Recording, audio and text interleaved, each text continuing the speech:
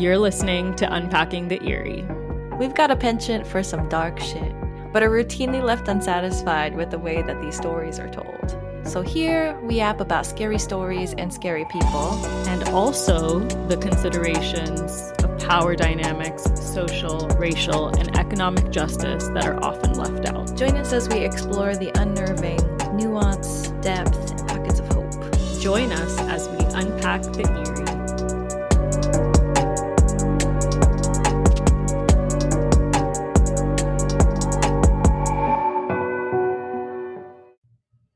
Okay, we're back. We're back for part 2. So, yeah, the last time we covered a lot. We'll do a brief recap so that people are caught back up. Previously on Unpacking the Eerie. We started with me sharing about Jeffrey Dahmer's early life and childhood into his adolescence and high school. And then we went into his late teens, early 20s, leading up to the first murder. Stephen Hicks. And then he was having issues with his family. His family sends him away first he goes to college. He gets kicked out of college because he's drinking too much. His grades are not good enough. His dad is mad. He gets sent to the army, which is never really helpful, it seems. And then he was kicked out of the army for drinking, not for sexually assaulting other army service members. And then we jump into his late 20s, early 30s, which is his post-war life, and then the murders. Then went a little bit on tangents about Milwaukee and what the Black and queer community was like at that point of time, which was the 60s and 70s. And then we talked a little bit about how the trial went and how he received a verdict of guilty and received 15 consecutive life sentences. And he was also tried for murder in Ohio and received another life sentence. So that's sort of where we left off last time. Right. Yeah. We also covered his Oxford apartment murders, went on a really long tangent about cannibalism and how his behavior seems to be an amalgamation of really old logics of colonial conquest that were really normalized for a long time. Yep. Yeah. Side note about that, he actually talks about that in My Grandmother's Hands. Resma does? Menachem. Yeah. Okay. Talks about the trauma retentions of white colonizers who came from Europe and how they have these like really intense traumatic histories that they're bringing with them because of how normalized like public executions were and torture and all this other stuff, which is very true. Yeah. So if you're curious about learning more about that, My Grandmother's Hands is a good book and also has a lot of cool practices in it on how to sort of move stuff out of your body and become more embodied. Yeah, thank you. We also talked about the police's failure to respond and in some cases, classic. Yeah, exacerbated or really opened up pathways for him to continue. And anyways. Yeah, this is kind of a side note, but I just wanted to name it. So this happened in the 80s and 90s, and in the 70s, John Wayne Gacy was also murdering gay men in another part of the Midwest. And even within that story, like there were people going to the police, but because they were gay men, the police didn't listen to them. And I feel like both of these stories just really show how serial killers can target a marginalized community because they know that the police are not going to care. Right. And they're right. And that's how homophobia becomes like murderous. You know, it's not just some benign belief that you have. Right. This is what it leads to. Right. And then also, there was something very violent about people dying en masse from AIDS. Yeah. All around the same time. It's a rough time. It was a rough time for the queers. And it still is now, too. That's true. We're living in rough times. Yeah. Well, we'll highlight some efforts that, or Mhm. organizations, groups that are organizing towards queer liberation and police accountability later in the episode, so that you're not just stewing in what was done and what's horrible. Yes. You know, we like to highlight some hope always, too. Hope is a discipline, as Miriam Kaba would say. That's true. Shout outs to Miriam. You Okay. want to tell us what happened while he was in prison? Yeah, sure. We'll go over that a little bit.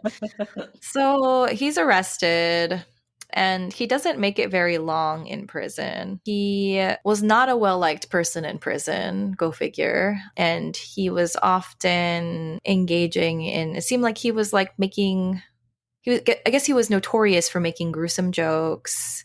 He would like create fake severed limbs out of prison food and drizzle them with ketchup to resemble blood, which really disturbed a lot of the people he was in prison with. Yeah. I mean, given the time, given the stats that we know about who was over policed, a lot of the people he was in prison with were Black men. And so he is taunting other Black men with these antics right after having preyed on this community. Yeah. And so basically, there's this man, Christopher Scarver, who was already serving a life sentence. So he didn't really have much to, what was the risk? But he had grown really disturbed by his behavior in prison. He also carried a newspaper clipping of his crimes, which he kept as a reminder of what Jeffrey had done, according to some of these sources on CNN, People, ABC. And so one day, the morning of November 28th, 1994, Christopher Scarver, JD, and another person in prison, his name was Jesse Anderson, they were assigned to clean up the prison gymnasium. They said that normally JD was closely supervised because he had a lot of tension with other people who were imprisoned. But on this day, all three of them were left unsupervised. While working, Christopher claimed that he was poked in the back with a mop. And when he turned around, JD and this other dude, Anderson, were laughing. So he feels provoked. He hates this man. And he's kind of obsessing over him at this point, right? He keeps like a newspaper clipping of him. So Christopher follows JD into a staff locker room and picked up a metal bar from the weight room, confronted him with the newspaper article. Christopher asked JD if he committed the crimes described, and apparently he responds like with shock and realizes he's in danger and he tries to leave, but Christopher blocks him. And then, he beats him up. He beats him to death. And then after this, the Christopher guy went to another area where Anderson was working. He attacked him similarly because they were buddies. Yeah, and I think that Christopher was not well also. I mean, a lot of reasons to be fucking angry, but I think that he was also not well. He said, God told me to do it. Jesse Anderson and Jeffrey Dahmer are dead. So I think that there was something something activated also. Yeah. Overall, very sad. I read about this. I saw it in the show and it didn't feel satisfying. I was sad.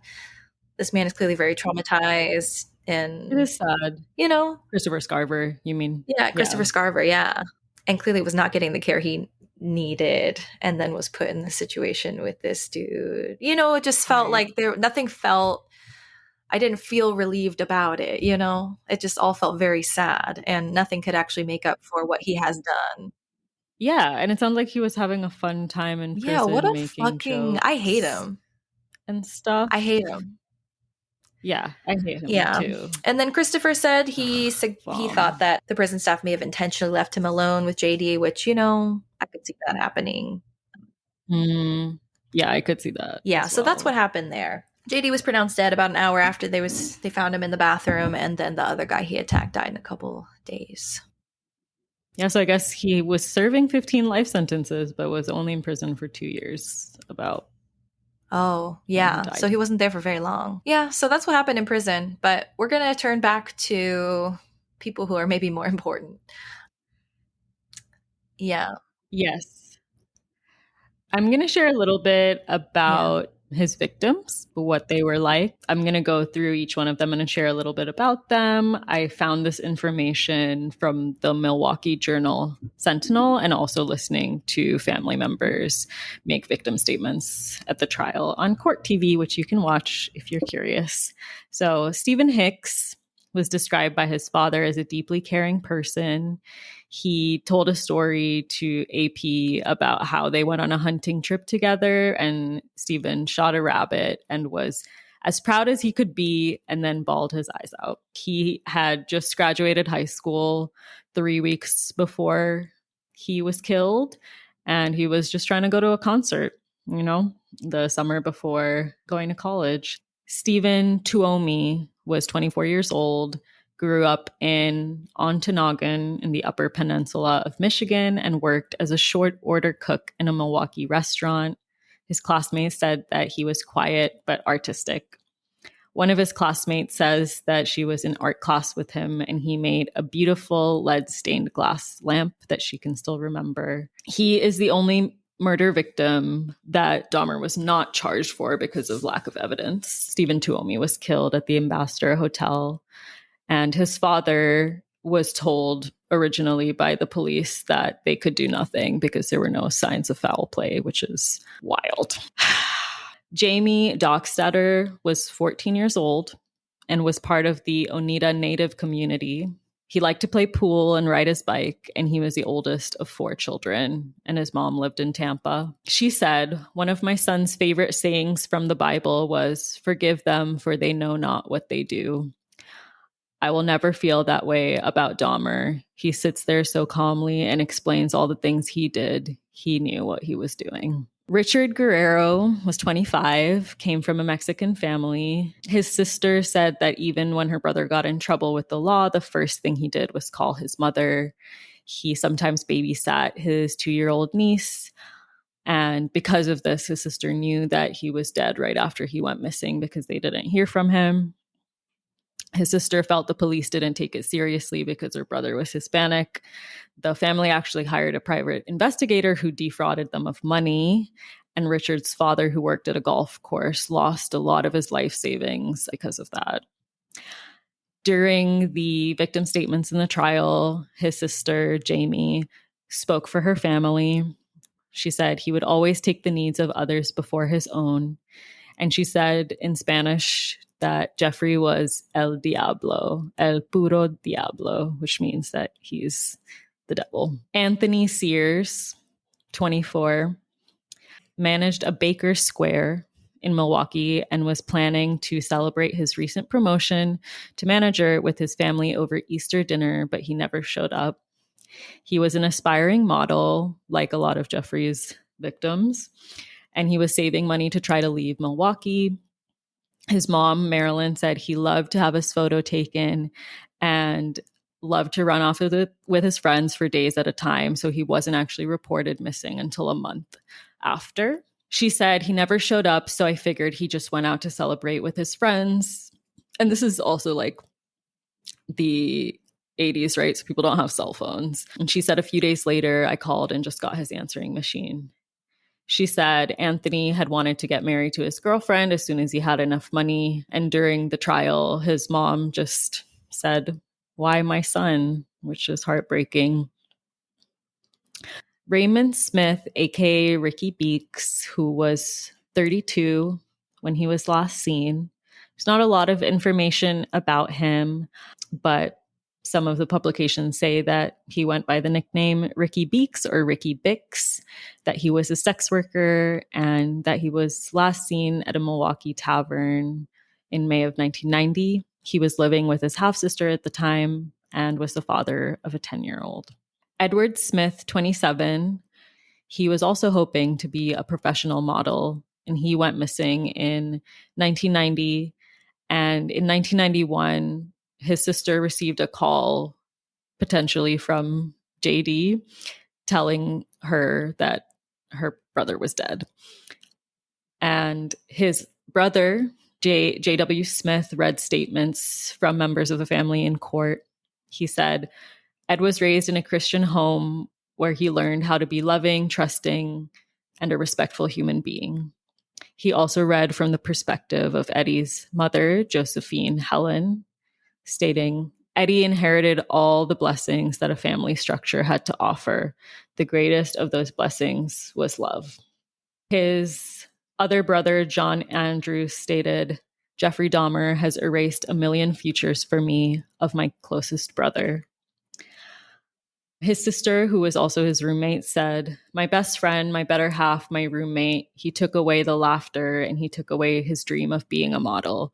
And I hope one day I can fulfill his dream of being a queen-size model and keep people laughing as much as he did. He was said to be flamboyant and unique, and it was impossible to summarize his life in 5 minutes.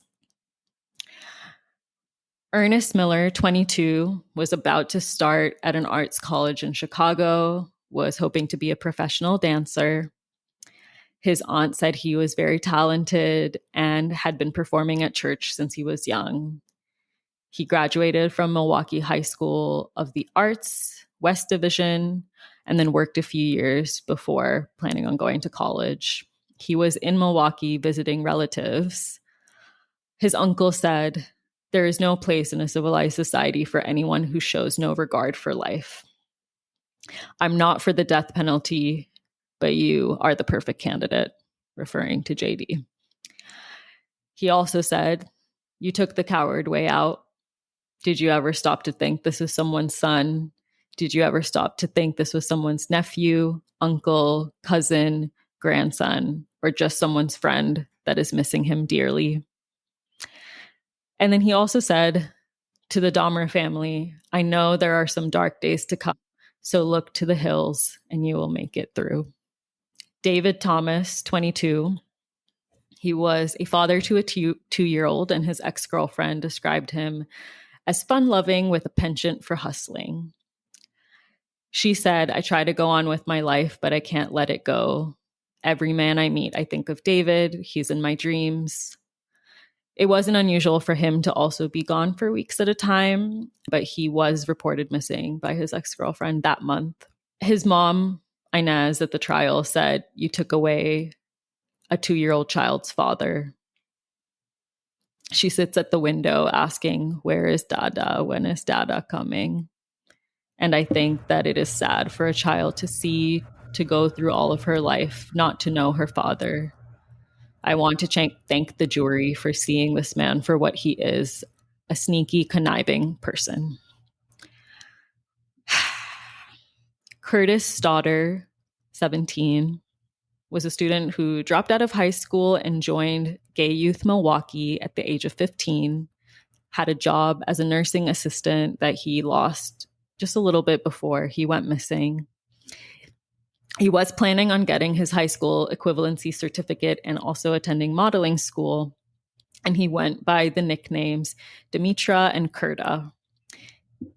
He lived with his grandmother, and his mother, Dorothy, spoke at the trial. She said, you took my 17-year-old son away from me. You took my daughter's only brother away from her. She'll never have a chance to sing and dance with him again. You took my mother's oldest grandchild from her, and for that, I can never forgive you. You almost destroyed me, but I refuse to let you destroy me. I will carry on. A friend of Curtis Stoddard also made a speech. He said, my name is Burnell Howard, and Curtis Stoddard was my friend. I'm 17 years old, and I'm Black, and I'm proud, and I'm gay, and I'm proud. I want to be able to grow up in this town, but I had a friend who will never have a chance to grow old because of all of this hate. We need to come together and destroy all of this hate. He never hurt anyone. He was a true friend. Errol Lindsay, 19, was the youngest of 6 children, had just left to get a key cut when he crossed paths with JD in April of 91. His 8th grade teacher had saved a watercolor that he had made and shared it with other students. His mom said, I can't understand how it happened, how he just met Errol. Errol wasn't the type to just talk to anybody. He went to work and then he came home. He was a mama's boy. He wouldn't even go out with his friends without calling me to see what I was doing. His sister, Rita, as Her memorable and cathartic words were also captured in the Netflix series, which later found out that they didn't ask her permission to do that. So she was quite upset about it. They didn't ask permission from any of the family members to like recreate their victim statements in the TV show, which is like, it's very easy to do that. So I don't know why they would not. But Rita Isbell said, when I think of my brother, I think of how he was such a goofball. I think he's going to appreciate the fact that I'm still standing for him until my last breath. He knows that I'm still here for him. Yeah, she said about the TV show, when I saw some of the show, it bothered me, especially when I saw myself and saw my name come across the screen and this lady saying verbatim exactly what I said. If I didn't know any better, I would have thought it was me. Her hair was like mine. She had on the same clothes. It felt like I was reliving it all over again, and it brought back all the emotions I was feeling back then.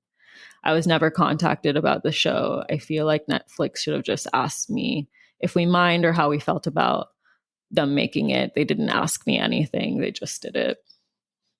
So Anthony Hughes, 31, was visiting Milwaukee from Madison. He was deaf after he had pneumonia as an infant, and he read lips and communicated via sign language and also written notes. His mother, Shirley Hughes, taught a Bible class at a church in Milwaukee and was prominent throughout the coverage of the trial. She was actually one of the many family members who filed a lawsuit against Dahmer for his crimes.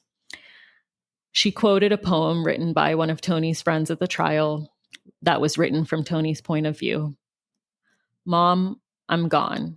My hope, my breath, my want to live have been taken away from me unwillingly. But yet I'm not far away. When you get cold, wrap my arms around you to warm you. If you get sad, I softly grab your heart and cheer you up. If you smile, I'll smile right along with you. When you cry, take one teardrop and place it outside your window ledge. And when I pass by, I'll exchange it for one of mine. 2 fingers and 1 thumb, Mom. And she held up 2 fingers and 1 thumb, which is the symbol for I love you in sign language. Yeah, I keep bringing up the show because, you know, it reminds me of the show, but they did do a vignette of this one person, and it was devastating to watch. Yeah, it was Anthony Hughes. Yeah, both of them. Well, they focused Hughes. they kind of zeroed in on Anthony, and then they shared, or they showed his family also. And so like there was like a whole episode dedicated to like that whole dynamic with him and JD, and I don't know how this exactly went down, but it was kind of portrayed as he was like falling for him. Yeah, his family said that he knew him from before and that he'd actually gone over to his house and gone to like parties. Yeah, it was fucking devastating. I was sobbing. It was horrible. It was horrible. I mean, given that the show didn't actually get in touch with the families and see if they could recreate them, feels really unethical. And also, I'm not sure, you know, like how much gets translated correctly. Yeah. She said she was upset because they didn't contact her or ask her permission. She was like, this is so traumatizing for these people. It's like the bare minimum that you can do when you're literally profiting off of their pain. Yeah. Netflix. No, I don't know why I expect better of them when they've... Yeah. And Ryan Murphy. Oh my gosh. Yeah. He's not apologetic either. I think that the twins, or not the twins, the brothers, the Menendez brothers weren't happy about how a whole show was made around their story too. And it seemed a little... Which is understandable. Like, I watched the movie that was about them, which is basically just their interviews and from their perspective. And I mean, that just really breaks my heart how they were treated and how they were just failed. Mm-hmm. Members of their family knew, their mom knew, nobody did anything. And then when they were on trial, the judge was like, you can't use the battered woman Okay, see, excuse because you're men. And they were this is a like perfect 18 example and of how 22. patriarchy fails everybody, because what the fuck are you talking about? Yeah, that was a brutal. Mm-hmm. Yeah, they were being sexually abused by Yeah. their dad. And the sensationalism, Yeah. For their whole right, life since they were like 5 years old. And because they came from like a rich family in Beverly Hills, people just couldn't like believe that it was true. And like they were making fun of them on like late night shows and comedy shows, and just saying that had made up the whole story when they were like literally right. sobbing on the stand. Yeah. The story became about these, yeah, these like monster brothers who killed their parents, but never a conversation about why were children pushed to such a. They also both like regretted it right afterwards and were like, I can't believe that they did that, but they literally feared for their life. They thought that their parents were Right. going to kill them. I'm also, you know, if children are killing their parents, that like goes against every evolutionary, impulse that we have. Mm-hmm. But okay, I'll tell one, since we're side noting on this for a bit, I'll tell one positive thing that one of the brothers, after he went to prison, started doing work with other child sex abuse survivors. And he used to get lots of letters in Oh, prison from okay. other child sex abuse survivors who were like, I relate to your experience. And so he has been doing that activism like the whole time he was in prison. And just a few years ago, they actually were both reunited. So now Mhm. they're in the same place after like decades of being separated. So Okay, they're together. that's That was also also positive. heart-wrentching. They were separated. I was like, "Oh my god." Yeah. Yeah. And they really want, they like tried to advocate to serve together and they were separated, but they're back together now. And they also just recently had like an appeal and they had their sentence changed from life without parole to 50 years to life with the possibility of parole. And they've already served 35, so they Okay. could potentially get out in 15 How do you come years. back after that? And then your name is so tied to such an ugly I thing, the worst know. time of your life. Yeah. Yeah. I think people severely Yeah. underestimate their capacity for violence, to be honest, because I'm like, how much would you have to be pushed to be doing that? I actually think that people, Right. especially Americans who actually live in like a sense of, a lot of people don't even need a reason to be violent. So, I'm True. I would venture to say that it actually wouldn't take a lot for a lot of people to be pushed towards a kind of violence that they have decided is like outside of of what they could possibly do. I actually think that it's a lot closer than people think. Yeah. You know? Like, Yeah. I don't know. I'm just thinking 100%. about the way people talk about Hamas, for example. I'm just like, Hmm. Yeah, you don't know what it's like to like literally grow up your entire life in an open air right. prison And then war a lot of those zone people, they're orphaned, like their parents have been killed. in like very traumatic ways that shouldn't have Yeah, I happened. just feel like violent riots and responses and whatever have emerged from much less. Like I And then, I mean, in movies, you're always supporting people who are the rebels, and even from right, we love a history, vengeance we narrative do. too. But Like for some reason, entertainment loves a yeah, vengeance yeah, narrative. So I'm confused about the disconnect when people are like distancing themselves so far from, yeah, people who've been really pushed to a place after continuous no support, active harm. Anyway, oh. I have a few more of the victims to talk about. Conorak Synthasophone. Not sure if I'm saying that right, but Shayna told us his story earlier, but I'll share a little bit more about him and his family. They came from Laos in November of 1980. due to the communist takeover that was happening at the time. There, his father was actually a farmer. He came to the US with his wife and 9 children. And Konarak was 3 when they moved and was one of 3 children living at home at the time of his disappearance. He liked to play soccer, and he was a freshman at Pulaski High School.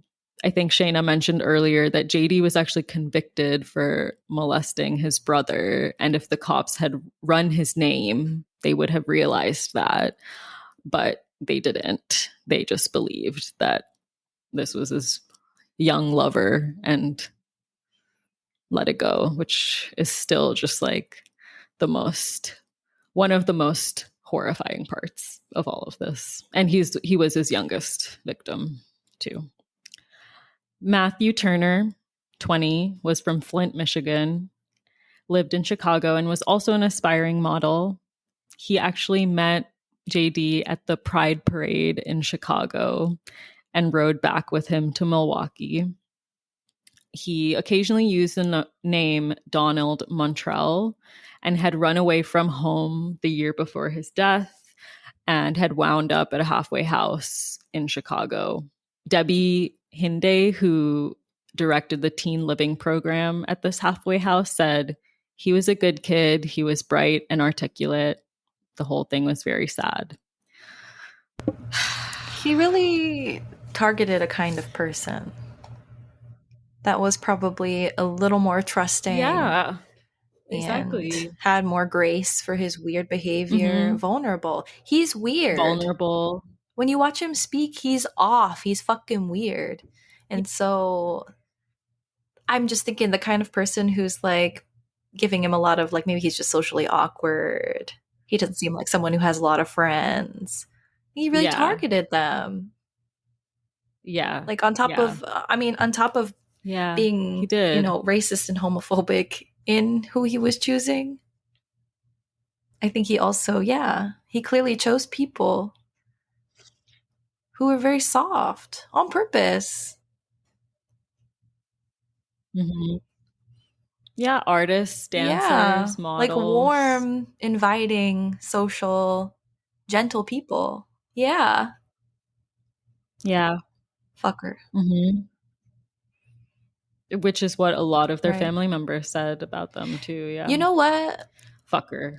This is a tangent Hope he's burning about cannibals, but it also makes me think of Issei Sagawa, which we know about Issei. I still haven't covered Issei, but we have talked about him before, basically, he's this dude in Japan who's stalking this one woman. He was obsessed with her. He said that he wanted to capture her light. She had all this light. He wanted to consume it.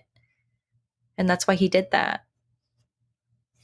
That's what felt, fucking weird. But feels similar, like maybe he was identifying a kind of humanity, a kind of softness that he cannot access himself, that he was divorced from, and he wanted it. And he was like, and he literally which is consistent with the whole mummy tangent about how they came to Egypt and they were like, people are so beautiful and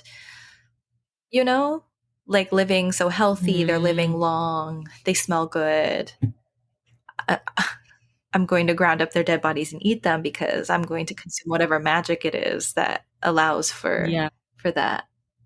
Something is very wrong.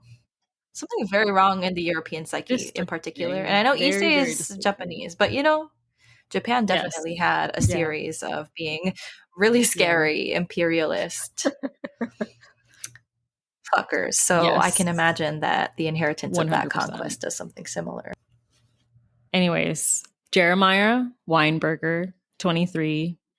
He was from Puerto Rico and lived in Chicago, worked as a customer service rep for a video store. His roommate said that he loved art and was very meticulous. He said that his desk was always straight and he knew where everything was. He always dressed nice and always worried about what he wore and how he looked. And he also met JD in Chicago, and they took a bus back from Chicago to Milwaukee. Oliver Lacey, 24. He was the youngest of 3 and had a 2-year-old child and was engaged to be married. He was from Oak Park, Illinois, ran track, and went to River Forest High School. He was described by his mom as outspoken. He wore a cross around his neck that belonged to his late father. And he was the first victim that was identified. Joseph Braidhoft, 25, had recently moved to Milwaukee to an apartment that was rented by his brother, and he was looking for work. He had a wife and 3 kids who lived in Minnesota. He loved sports and fishing. He left for a job interview on July 16th, 91, and never returned. He met JD at a bus stop near the Marquette University campus and was JD's final victim. One of his family members said at the trial, "We lost the baby of the family, and I hope you go to hell." And last but not least, not someone who was killed by JD, but still very much a victim, Tracy Edwards, 32. The events destroyed his life. He could never get his life together after that, is what his lawyer said. And following the trial, he began to abuse drugs and drank a lot of alcohol. He didn't have a home, so was chronically houseless, just drifting from place to place. And his lawyer believed that he suffered from post-traumatic stress disorder, which makes a lot of sense.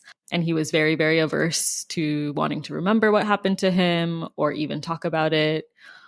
His lawyer said that he called Dahmer the devil, and he never sought any kind of psychological or psychiatric treatment for what happened to him, which makes sense since he was a Black man and it was the 90s.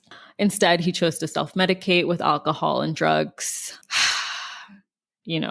So even though he wasn't killed, he was still very much a victim of Dahmer's and suffered in an incredible way and coped in the only way that he knew how. So sending my love to Tracy Edwards. It's fucking tragic. What a piece of shit, that guy. We've talked about this before, about how, like, even when there's, like, one person that is killed, there's, like, a whole ecosystem of people that it impacts. And just, like, going through each of these is just, like, the amount of grief that he has willfully caused and clearly had no remorse at all for, by the way that he was acting during the trial and also in prison. Yeah. It's just disgusting. And I'm also just thinking about historical trauma and how because what he had done, the way that he did it, the way that he evaded accountability for it, the way that the public reacted to it, I'm just like, and how we were talking about he is reenacting colonial violence in real time. I'm just like, how many people were watching that and like living close to that and being routinely re-traumatized on like a like cellular level, it feels. Yeah. By his behavior. And I don't know, like, what does healing look like from that?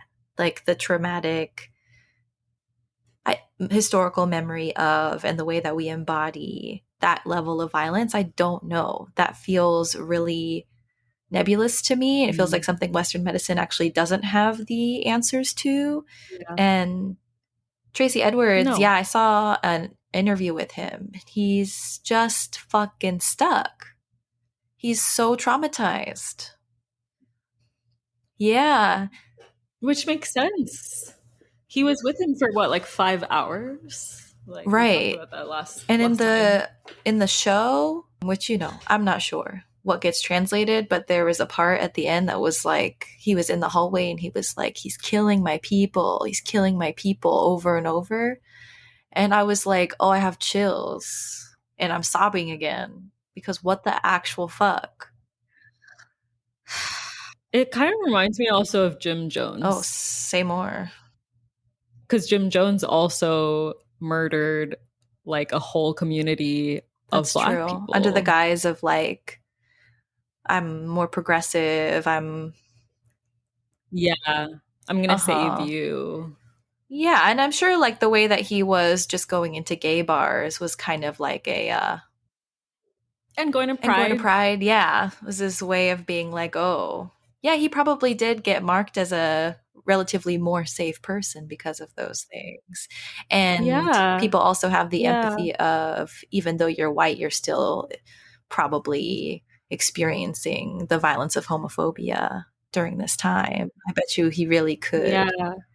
leverage that in a kind of way. Hmm. Because That plus his kind of like social awkwardness.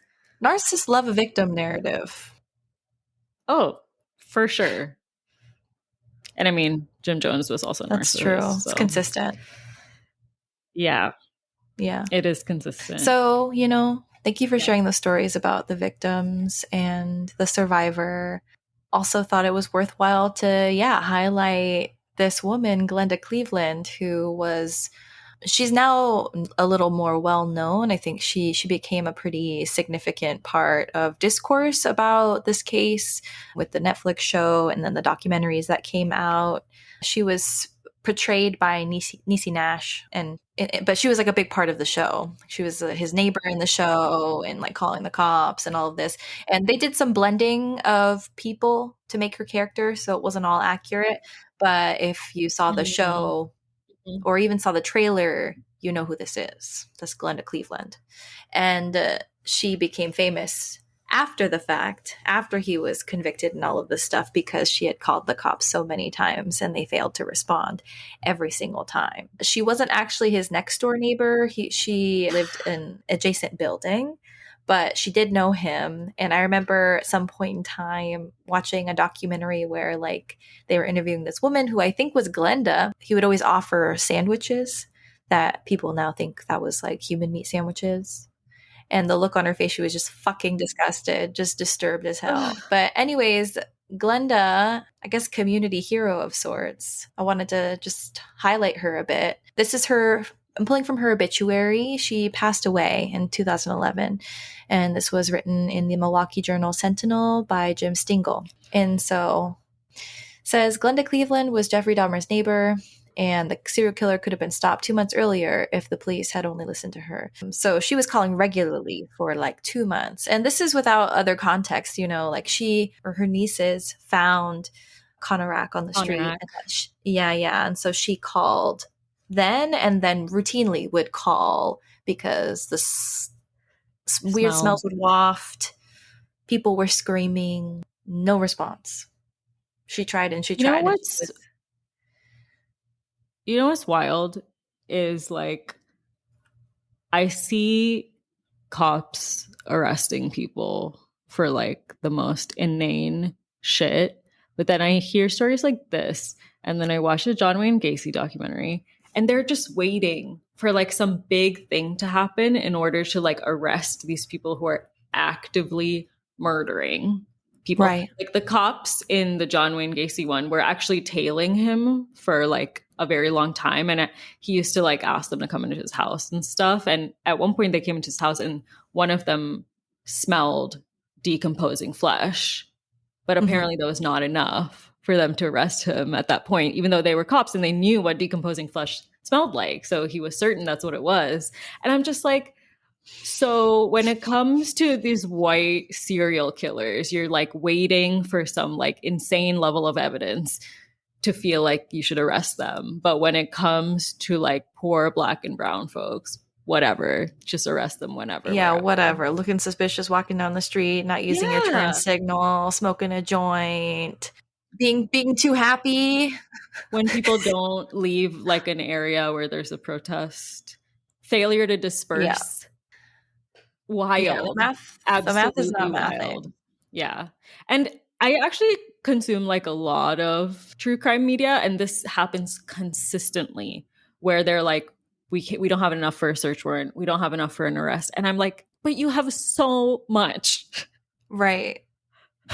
I'm just like, And like this person is still out there harming people, like, I don't know what's going on, because people are always like talking about defund the police, defund the police. What about the rapists and the killers? What about them, bitch? What Yeah, actually about them? because what are Because they actually doing to stop them? nothing. And Many also, of how them are many? them. Right. Many of them are them. Many of them are them. Yeah. The stats are outrageous. Yeah. And I'll reiterate that when I did sexual assault work and would go when people are getting their rape kits done, I was talking to other advocates and they said my cases they never see courtroom. The DA needs something. The DA wants good numbers, so they want to, ensure that whatever, like if they move forward with a charge, That they'll um, get a and conviction. right. And rape is really hard to prove. There was a really long backlog when I was there. Some people were receiving calls 15 years after they had been assaulted Oh my God. yeah, people were finally like, oh, we got a hit in the CODIS system, which is where they basically keep all of the DNA evidence and then they wait to see. I mean, Yeah. there has to be a repeat of it for the DNA to match. So Mm-hmm, mm-hmm. already when you're using that system, it has to happen at least twice, and those people would have had to actually move forward with a rape kit, which people often don't do. And the things that you have to do to get a rape kit done are really invasive. I don't think people understand. The first thing you're going to want to do is take a shower, and you have to instruct people not to shower, and that they have up to 3 days to decide whether or not they want to move forward with the rape kit. And each day it gets less likely that the DNA evidence is there. You have to tell them, not on top of not showering, to collect their clothes in a paper bag so that it preserves the DNA evidence.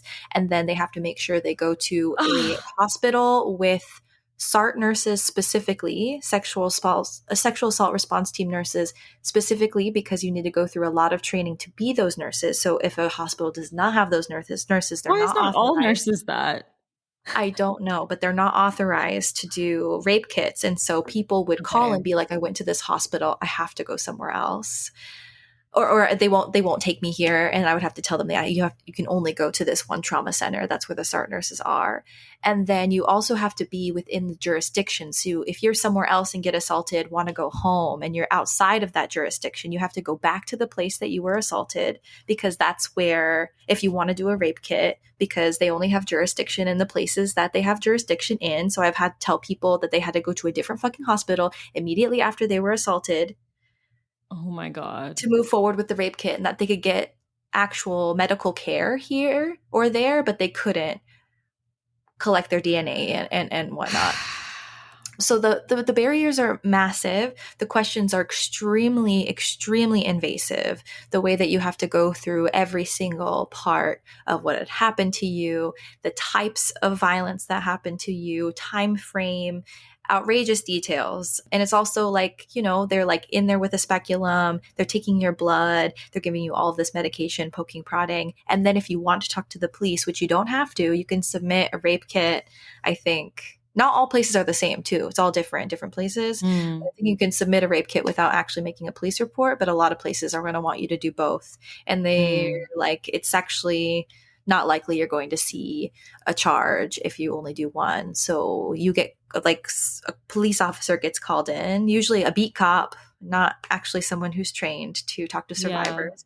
And then usually they suck. Usually they're fucking interrogating them. They're asking them all these questions that don't fucking matter, especially for people that they are suspecting are doing sex work. And that ends up being really racialized too.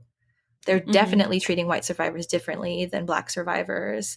The gap was very large. I noticed that gap specifically. And you're there for like 4 to 6 hours. Oh my God. So intense. And people wonder why people don't want to go through that process right after they have experienced something extremely traumatic. Right. And then trauma impacts your memory. And so if you're saying things that aren't, if your police report ends up not lining up with whatever you say later, that hurts your case. It's impossible. And they can also charge you for lying to the police, even when you weren't. Just trauma affects your brain.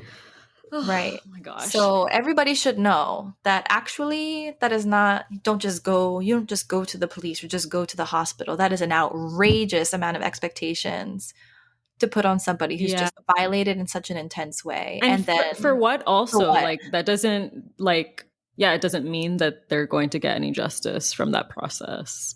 Most of the time they don't. No. Majority of the time they get extremely traumatized from that process too. Right. and then nothing happens, and that's also another trauma because you're just abandoned and betrayed by a system that made you do all this shit to prove that someone harmed you. Right. Yeah. And even when you have all the things, like Chanel Miller was a quote unquote perfect Yeah. case. She did it, Yeah, she had she responded witnesses. immediately, witnesses, her, like everything. He spent 3 months in jail. And the judge was like, we don't want to ruin his future. Right. Fuck him. Yeah, fuck Brock Turner, bro.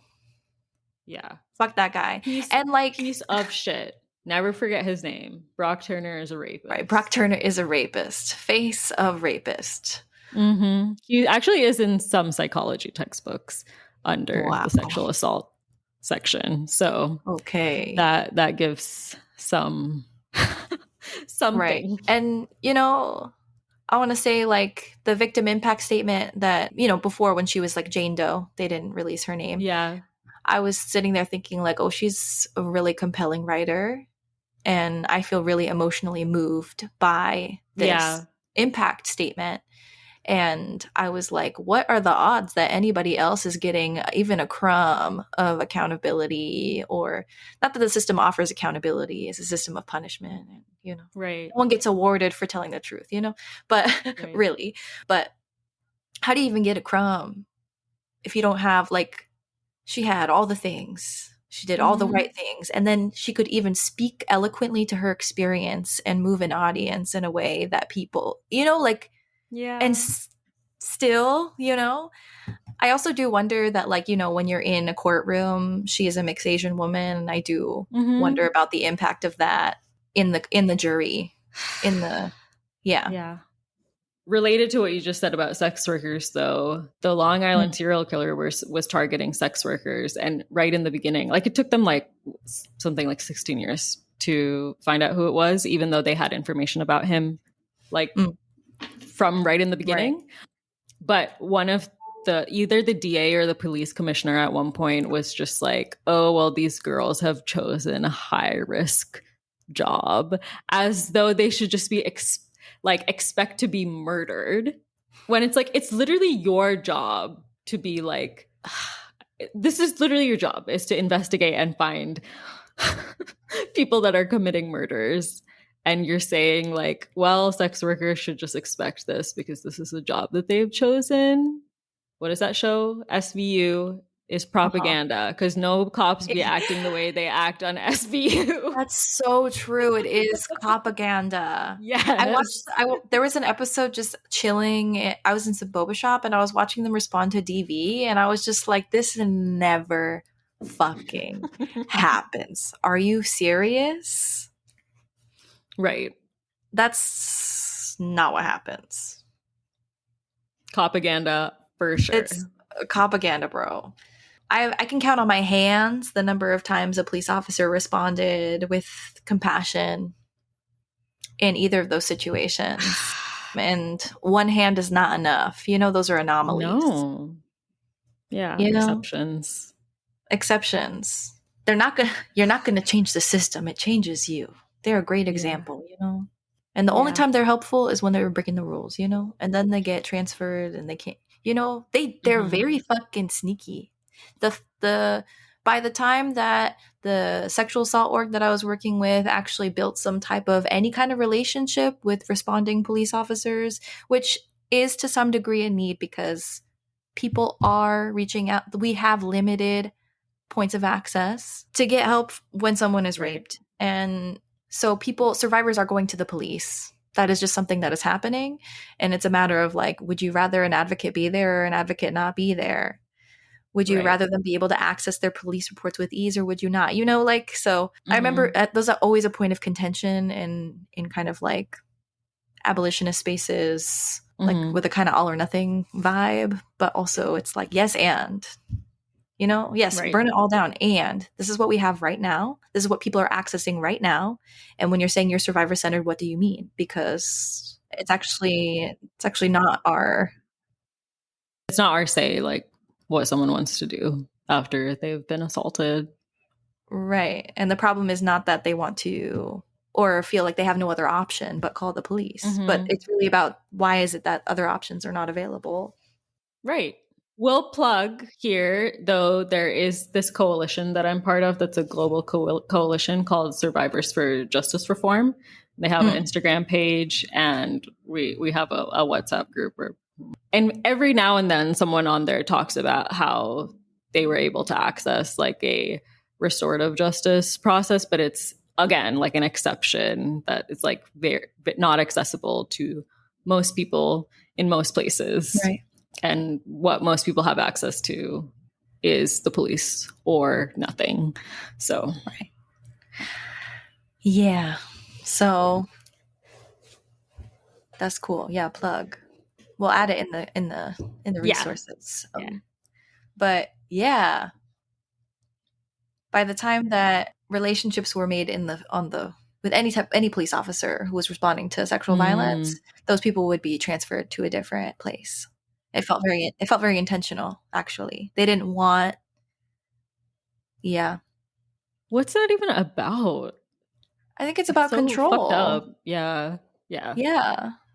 You know, like, it's very dangerous to start having people on the inside seeing community as people. And that's what happens when you build relationships, right. you know? And then they also start breaking rules because, you know, things naturally just emerge, you know? Right.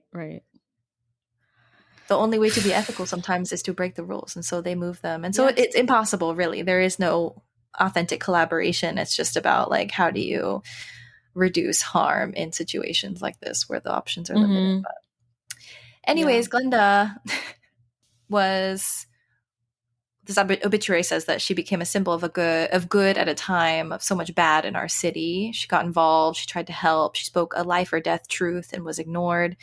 Then she handled the crush of media attention with patience and dignity, which, you know, she didn't owe any of that because she was just trying to live her fucking life, you know?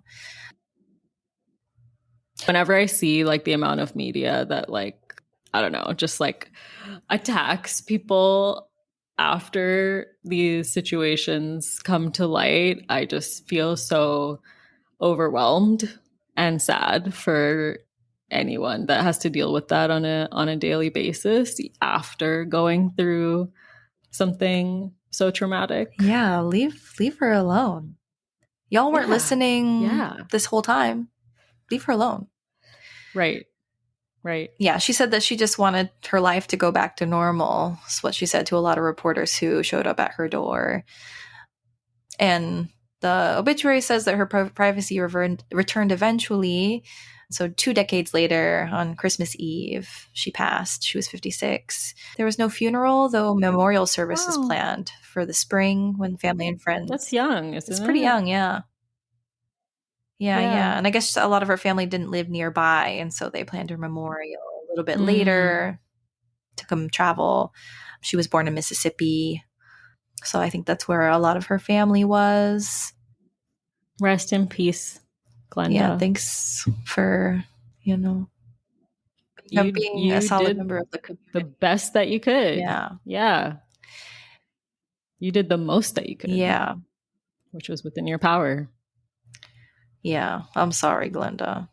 This obituary also says, in a touch of irony, it was Milwaukee police officers acting on a citizen tip who entered Cleveland's apartment and discovered her body on the floor. Neighbors became concerned after not seeing her for a few days. The medical examiner's office ruled it was a natural death caused by heart disease and high blood pressure. Wonder if living next to a serial killer and having to call the police and not having them respond contributed to that. Right. Yeah. They're talking about her cigarette smoking and shit. And I'm just like, actually, yeah, could it have been the fucking stress? What about chronic stress? And could chain smoking be a response to chronic stress? Yes, exactly. Please. Yeah, 56 is young. A heart attack? Very young, yeah. Yeah. She lived in that house or the apartment for a really long time. She said that she didn't want to have to leave because all of this horrible stuff happened around her. She stayed on 25th Street until 2009 and had lived alone since then in an apartment less than a mile away. One of 9 children, Cleveland was raised on a farm by parents who stressed the importance of telling the truth and stepping up when someone needed help. I don't see any excuse for people not caring for other people, she told a reporter in 1991. Her brother, Thomas Smith, a retired brewery worker living in Milwaukee, remembers watching a TV news report about Cleveland with his coworkers. I would tell them, that's my baby sister. And after JD's arrest, the Reverend Jesse Jackson came to town and met with Cleveland. Police chose the word of a killer over an innocent woman, he said. The fact that Dahmer was white and Cleveland was black was not lost on outraged African Americans here. Cleveland was honored formally by the Common Council and the county board. Mayor John Nordquist called her a model citizen. Whatever, mayor. Anyway, Who are all I don't these know. They just people? came in Pissing me off. later because she kept calling too about Conorak after seeing missing posters and stuff. Like she was really trying and nobody was fucking listening. So I don't know what they're coming out to do here. God. And they said that the plaques were hanging on her walls though in her apartment 2 decades later when she had passed. So there's that. It says Cleveland's data entry job was eliminated several years ago. She had not worked since then. She helped care for her daughter's 9 children. Smith, who's her daughter, her only child, is now a nurse living in Milwaukee's South Side. For a while, Glenda also stayed in touch with the family of Konorak, attended one of their son's weddings, and occasionally people on the street still recognized her from her days on the news. But it says that she's a solid representation of a good community member. Can all take inspiration from. I appreciated that was showed in the show too. I know the show has problems, but I was like, oh, I didn't know about that. She actually reached out to the family. Yeah, I didn't know about that either. Yeah. I mean, I think that there was this looming sense of like, I saw this happen. I know this was happening and I tried to do something. There's nothing I can do. And so this is what she could do. It says that her daughter and her actually didn't talk much about JD after. He kind of just like fell into nothing. So he didn't get to take up space in their life anymore. Her daughter says, I try not to think about it because it should have been different. A lot of things could have been prevented. I try not to dwell on that. So that's a bit about Glenda. And I think that her obituary was written by, the energy doesn't feel like this person knew Glenda, but maybe that they found it important to highlight her life more significantly. Yeah, that's Glenda. Yeah. Thanks for sharing. I'm going to go into some stuff that's going to make us very, very angry. Oh, okay. Just further fallout from Jeffrey's disgusting behavior. I read a paper called Emotion, Identity, and Social Movements, The Effects of Jeffrey Dahmer's Serial Killing on Milwaukee's Lesbian and Gay Community. And after this happened, obviously, the community is already traumatized. It was like seen by activists as a crisis. There was people saying things like, this discovery surprised everyone. No one knew that gay men were disappearing. No one had been looking for a serial killer. And then there was a huge amount of homophobic backlash after his arrest because the police and the media focused on the fact that he was gay and said that that was the reason why this happened. And the police said that this was related to deviant homosexual behavior. And so then the media was just like all over the gay bars and the organizations that were community organizations. Incessantly, activists said that it was extremely invasive and very difficult and just a horrible time. So just like extra trauma being added on and their community being blamed for the actions of one disgusting person when we know it was not because he was gay. There was a large increase in harassment and violence against the LGBTQ community after this. And there was a daily talk show that blamed the victims, stating that it was a logical extension of the gay lifestyle, very similar to blaming sex workers for their murders too. And I feel like it's very much like when people are also like, they like distance themselves from it of like, this could never happen to me, you know? Because I don't engage in this lifestyle. Yeah, so you're safe from the predators of the world, huh? Not the victim blaming. This is so disgusting. I know. It's very disgusting. Yeah, the executive editor of this gay newspaper called the Wisconsin Light received an anonymous letter claiming, "I don't care if you queers die of AIDS or dismemberment. Do us all a favor and hurry it up, okay? I hope Dahmer gets off on a technicality." Oh my God. And he fucking knew this. This is why he targeted people too. Right. And got away with it for so long. Right. Queer people were pelted with eggs and verbally harassed when they were leaving bars. There were bomb threats, police harassment. Someone was shot. A gay man was harassed by his neighbors. And then they pasted Dahmer's name on his mailbox. In 1991, there was a 4-part TV series that was filmed and recorded about Milwaukee gay life without the consent of any of those people. It mapped out popular gay cruising spots. And this happened right after some of the harassment after the Dahmer fallout died down. And so then it just riled back up again after this TV series. And the queer community was very outraged by it. Shout out to Martha Ann Schmidt at Ohio State University, who wrote this paper that is 424 pages long. It was her thesis. Okay, you know what? Shout out to people's thesis topics, because those are fire. Honestly, every time I find something where I'm like, yeah, I fuck with this perspective. It's always someone's master's thesis or dissertation, right. The stuff that makes it into the journals. I'm sure there's some, of course there's some good shit in there, but the subversive shit, and then, the topics, the niche topics that, general academia is not interested in, it's always students. Mm-hmm.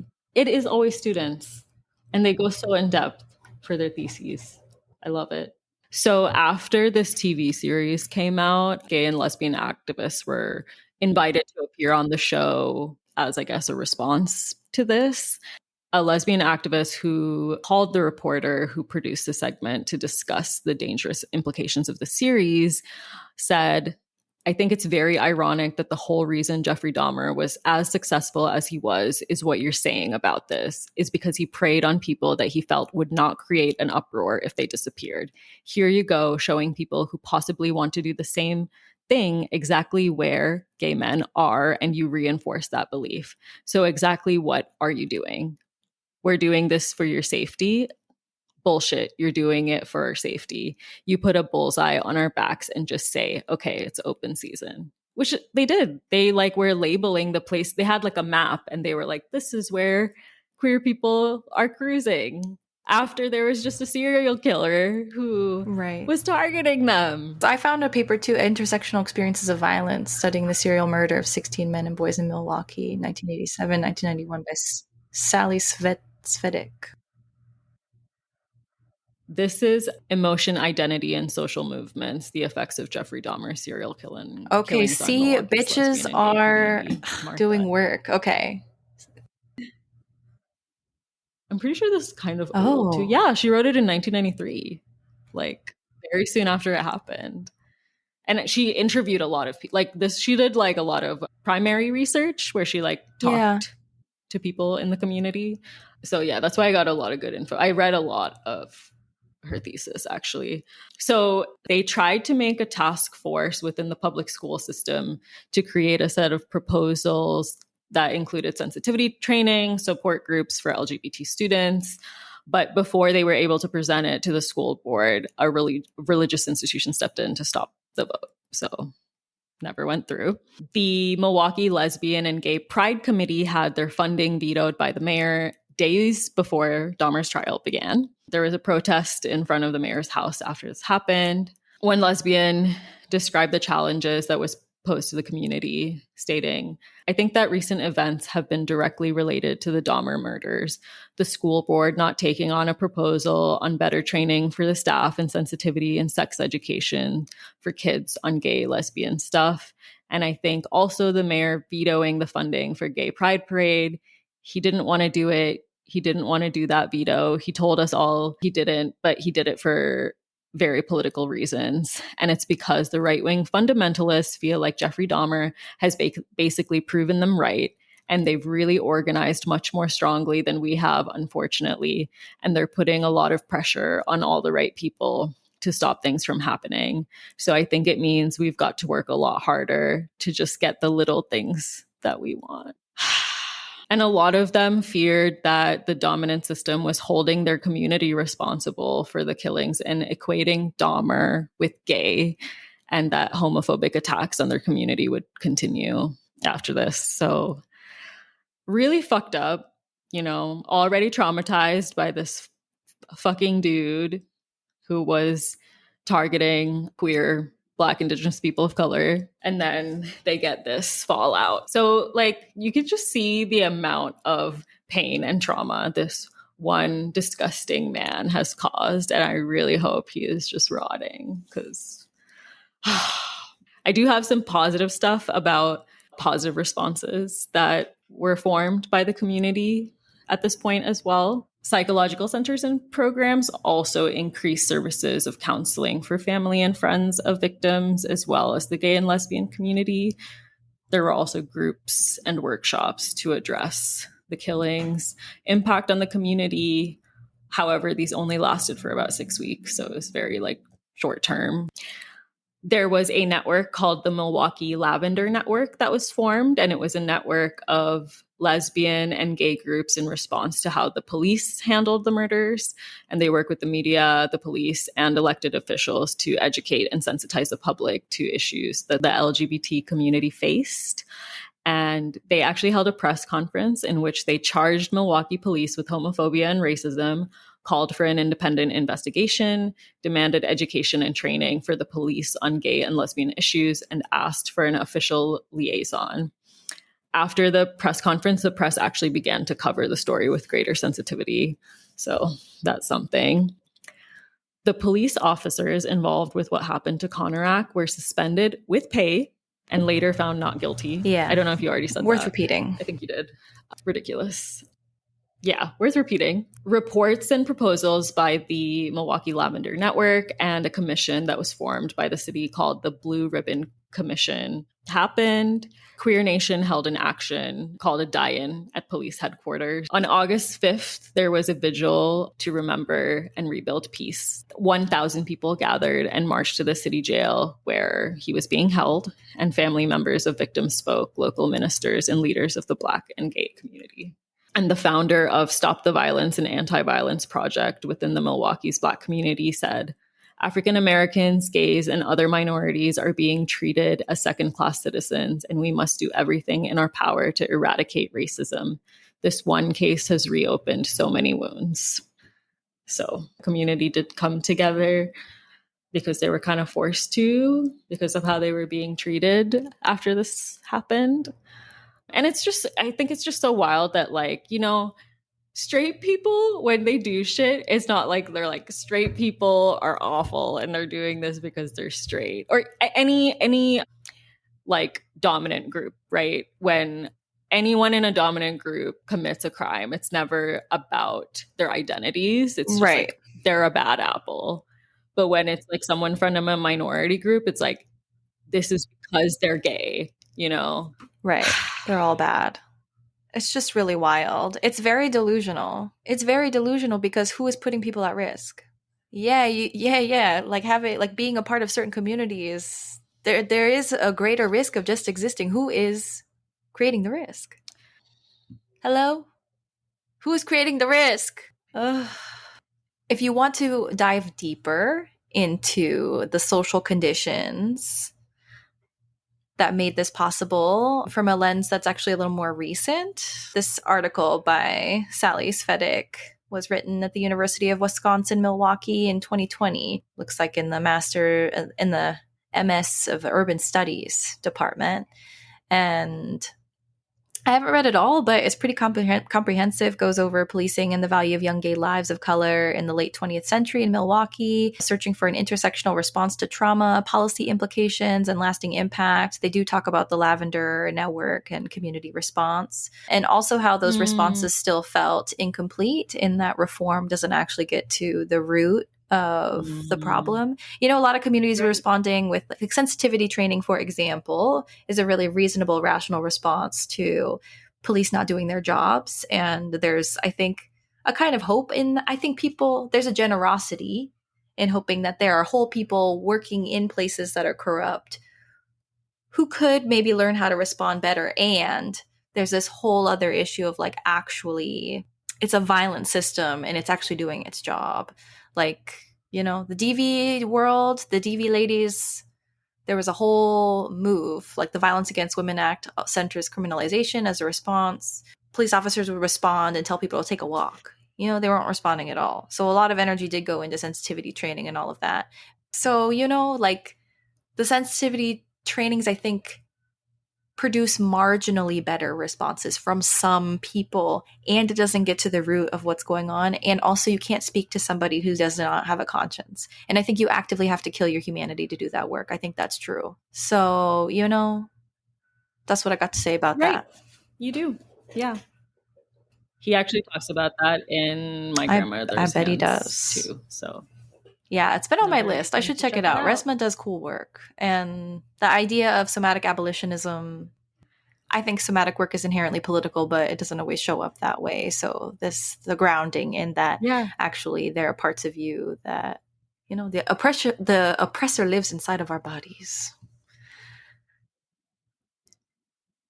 Yeah. And like, I think we come at a lot of stuff from like our thinking brain and the neocortical part of our brain, and are like, oh, if I have certain beliefs, that means that I can't be embodying behavior or enacting things in a certain way. But all of that stuff doesn't actually live in your thinking part of your brain. It lives in subcortical regions of your brain and your body. So like, in order to change it, you have to move it through those parts and not just shift your beliefs in an intellectual way. Makes sense. Okay, I won't go too deep into this, but I do appreciate bringing in a more modern take on the issues that we know existed during that time.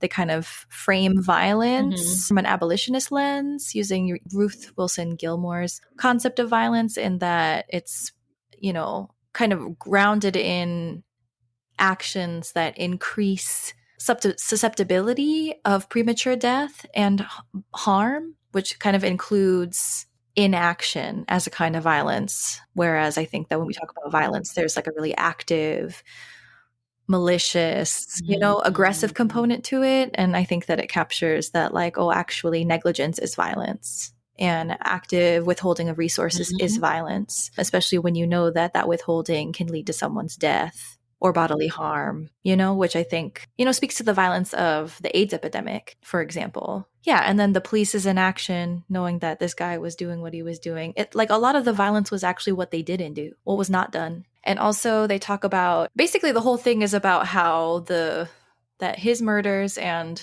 all of the lack of accountability around it was grounded in racial capitalism, was grounded in queer necropolitics, and centers the community, the government, the governing body, and then the overarching, not the community itself, but like society as the people or the system that is culpable, actually, at the end of the day, for what had happened. It goes through the history of policing. Part of that also sort of reminds me of what we have said in so many of our episodes about like the intervention points that were missed, and how there are always so many moments in which someone could have stepped in but didn't, or something could have happened and it didn't, and then it led to much more violence and harm.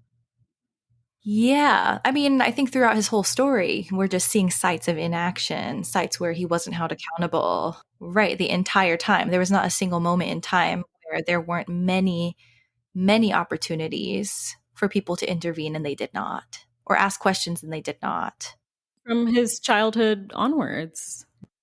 Yeah, and it wasn't happening in like some secret place where people were not seeing things. Right. Or yeah, there's like this denial piece. Right, of like, oh, we didn't know. He just like seemed normal, when it's like, no, he didn't. Like, you're not paying attention.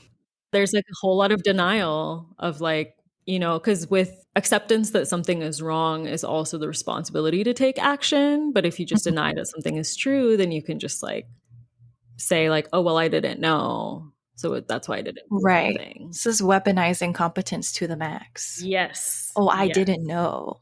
You didn't know? But there's this section on necropolitics, biopolitics, and state power that I think is really interesting. Yeah, shout outs to this student. They say that necropolitics underpins the assertion that the city of Milwaukee holds culpability in the deaths of Stephen, James, Richard, Anthony, Raymond, Edward, Ernest, David, Curtis, Errol, Tony, Conorak, Matt, Jeremiah, Oliver, and Joseph. Here, sovereign power or state power is defined as the power and the capacity to dictate who may live and who must die. This theory emphasizes the two sides of sovereign power: bio, that which gives life, and necro, that which brings death. Foucault conceptualized biopolitics as governmental powers working to ensure, sustain, and multiply life, to put this life in order. Necropolitics complicates biopolitics by tracing the power of sovereign states to decide who is allowed to live and who must die, which makes the construction of race by colonialism viable. Membe, who is a scholar that they're referencing, writes that the politics of race is ultimately linked to the politics of death. In the economy of biopower, the function of racism is to regulate the distribution of death and to make possible the murderous functions of the state. Queer necropolitics is situated within queer theory and critical race theory.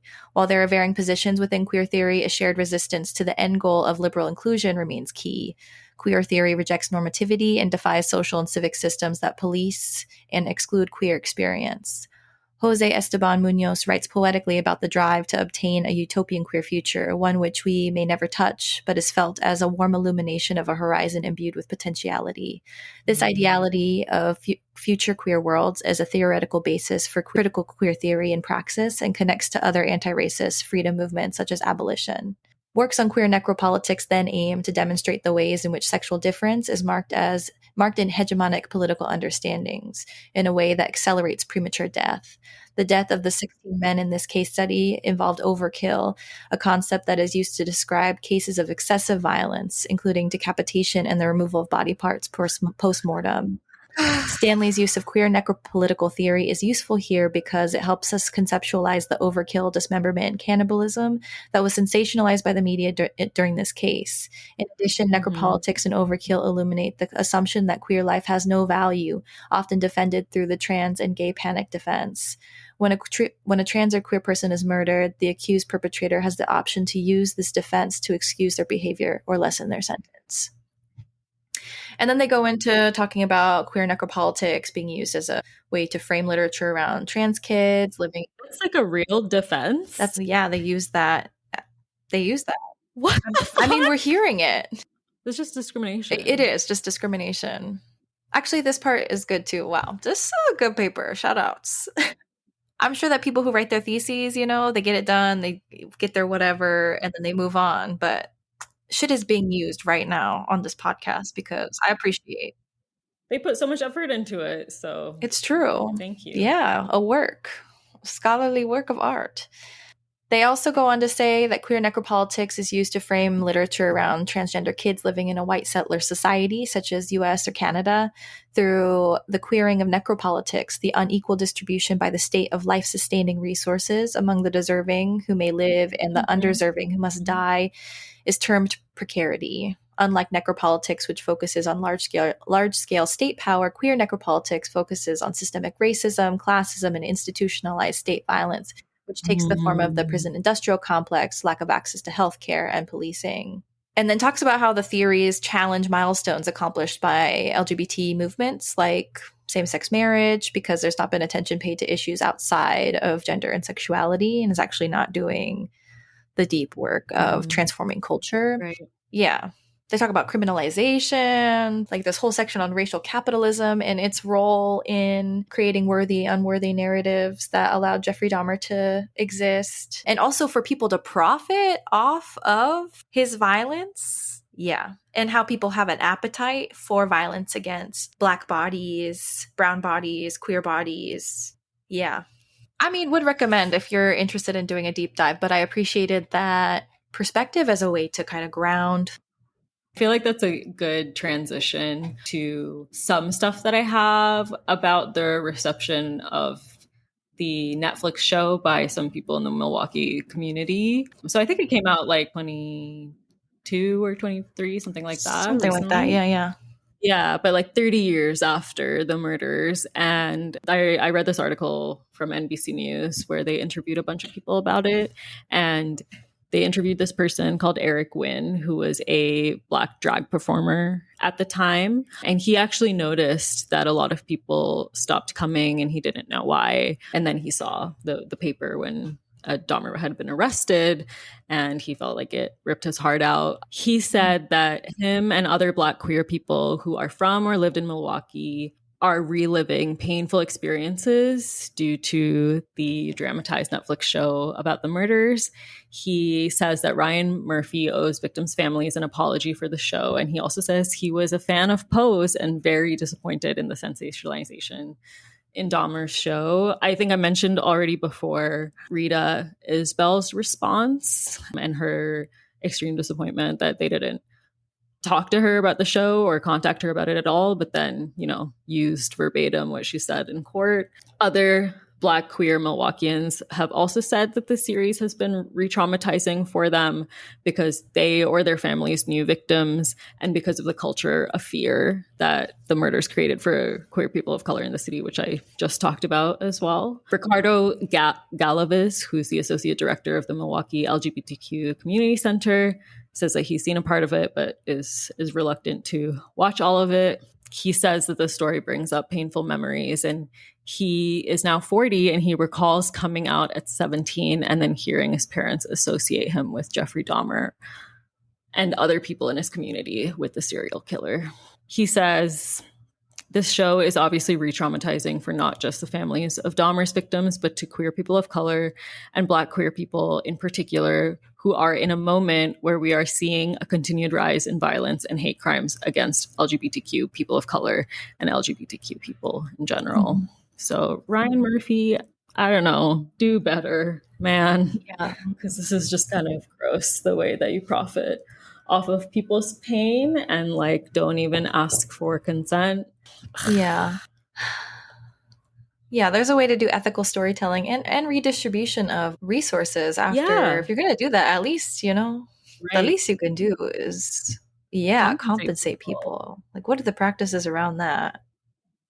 I have just a teeny bit more just about some organizations in Milwaukee that are doing some good work. So I wanted to highlight Black Pride Milwaukee, which is a nonprofit organization that creates safe, affirming, and empowering spaces for Black, queer, and trans individuals to heal, thrive, and lead. Their mission is that they envision a world in which Black, queer, and trans individuals live with freedom, dignity, and joy, leading boldly in communities that recognize and celebrate their brilliance and humanity. They have a Safe Queer Spaces Milwaukee directory, which is currently in progress, so it's not. They have this directory, which they're making on their website. I can see from it that it's still in progress, but it's supposed to be like different places, like cafes and public spaces that are safe for queer folks to go to, which is cool. It's kind of like a map. They also have a behavioral health series and a civic engagement series. It's an organization that was founded by and for the community. And, the reason why they exist is because this community is under-resourced and underprotected and often left out of conversations that shape their futures. So very cool organization. And then another cool organization is We Are Here MKE. We Are Here MKE is a domestic and sexual violence support organization, and they are a diverse collective of culturally sensitive resources throughout Milwaukee, and they offer inclusive, welcoming, and non-judgmental support. No matter who you are, we are here for you with open arms, is what they say. And they have a anti-violence program. They have a program called Room to Be Safe, which is specifically for LGBTQ population. They have something called the HIR Wellness Institute and the Gerald L. Ignace Indian Health Center, which serves Native community. They have a program called MMW, which serves the Muslim community, the Asha Project, serving the Black and African American community, Hawa, serving the Hmong American culture, and UMO, serving the Latinx community as well. So their anti-violence program, called Diverse and Resilient, works to achieve health equity and improve safety and well-being of LGBTQ people throughout Wisconsin. They're advocates that Room to Be Safe are all part of the LGBTQ community. The majority of their staff are Black, Indigenous, or other people of color. And they also see a future in which lesbian, gay, bisexual, transgender, and queer people in Wisconsin thrive, living healthy, satisfying lives in a safe and supportive community. And they offer support, safety planning, emergency housing, shelter, co-advocacy, and other programs. So, yeah, that's cool. I do have one other organization that I wanted to highlight as well. It's called Liberate MKE, and they focus on divesting from police and redirecting those funds back into community resources. Their theory of change is if we divest from policing and invest in community repairment programs, then we can rebuild our communities by funding housing, mental health, and young people. Direct investments in neighborhoods that have been systematically minoritized encourages harm reduction and proactive support against cultural bias, racism, and otherness, and allows us to heal from collective, historical, multi-generational trauma.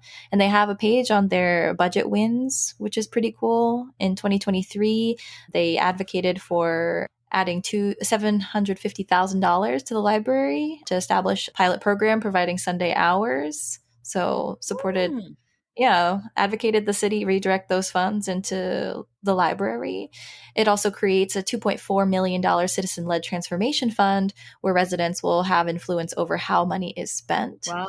In 2022, they focused on the American Rescue Plan Act along with the city budget. I actually don't know a lot about that, but you can look it up. But basically, one of their wins was included Milwaukee allocating $43.5 million for housing, $31 million for lead remediation using this American Rescue Plan Act funding, and the reduction of 25 Milwaukee Police Department officers. So that money was redistributed. They also work closely with community coalitions, supporting bail support and Black Mama's Day bailout with Milwaukee Freedom Fund. They are part of St. Joe's Accountability Coalition, which holds political education sessions, Black and Pink, Hmong American Women's Association, Milwaukee chapter of Democratic Socialists, and Working Families Party. So connected to maybe the coalitions that built out of response are still working together.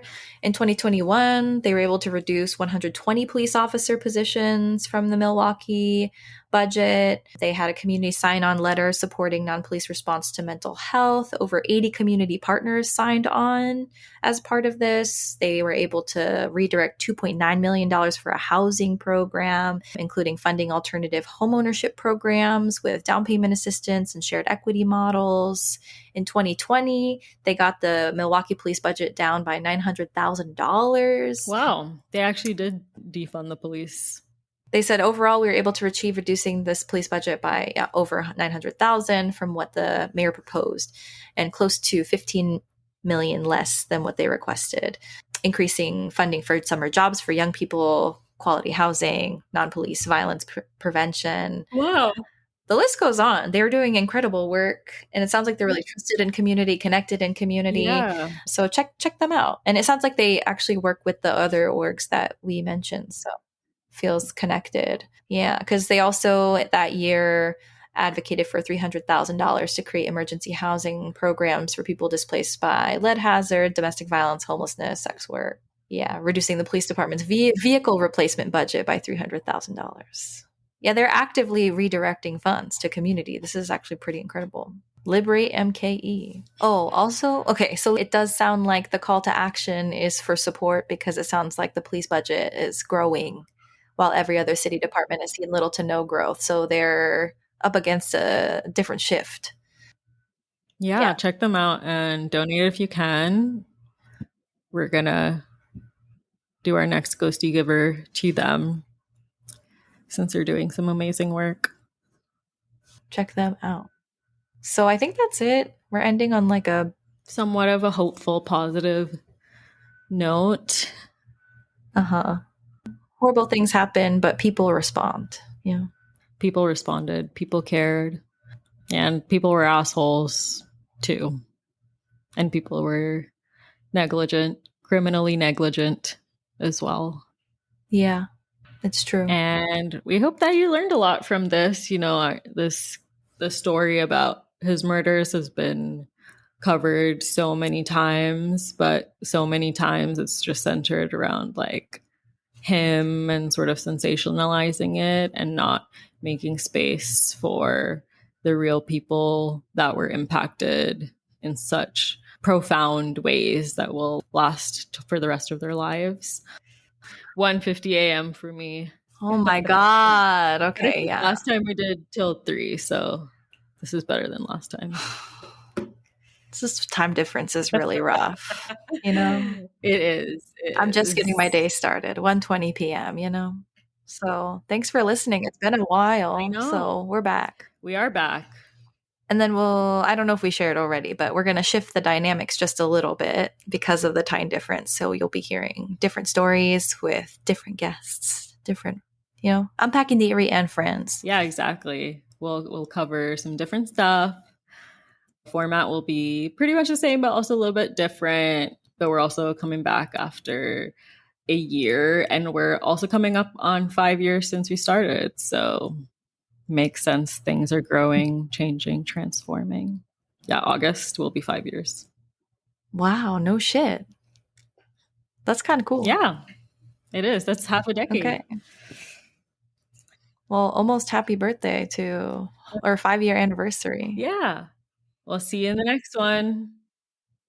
Okay, bye. Bye.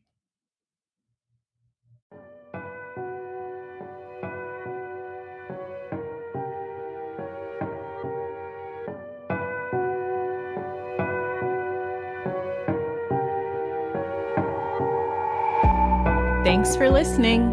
If you liked what you heard, please leave us a review on Apple Podcasts and tell your friends. You can follow us on Instagram at Unpacking the Erie or visit our website at unpackingtheerie.com. You can also support us by becoming a patron at patreon.com/unpackingtheerie. There are also links under every episode.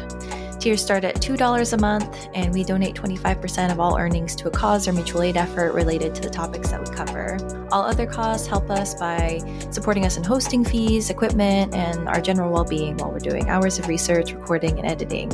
First, we'd like to take a moment to thank our active patrons: Sari, Liz, Clifton, Lauren, Val, Micheline, Montana, Daphne, Katie, Tavern, Meredith, April, and Kelsey. We would also like to give some honorable mentions to recent patrons and those who have contributed significantly to Unpacking the Erie. Katrina, Dhriti, Jerry, Brittany, Aaron, and Vivian, Jill, Reina, and Nithya, Jude, Vince, and Rini, Ellen, Taquisha, and Journey, Jake, John, Allie, and Lindsay. Thank you so much. We really appreciate you. Yeah, thank you so much. See you on the next one.